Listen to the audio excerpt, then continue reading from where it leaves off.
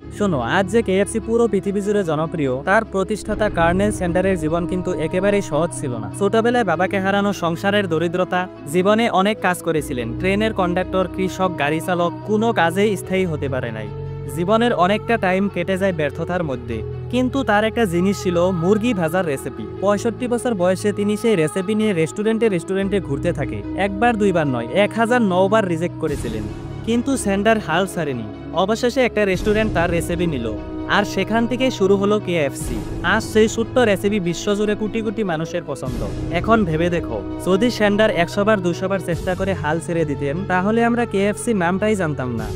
এই গল্পটা আমাদেরকে শেখায়, ব্যর্থতা মানেই শেষ নয়। মানুষ যতবারই তোমাকে ফিরিয়ে দিক, তুমি যদি চেষ্টা চালিয়ে যাও, একদিন না একদিন তোমার সাফল্য হবেই। তাই হাল ছেড়ো না। তুমি হয়তো একবারে পারবে না, কিন্তু বারবার চেষ্টা করলে মানুষ তোমাকে একদিন উদাহরণ হিসাবে দেখবে।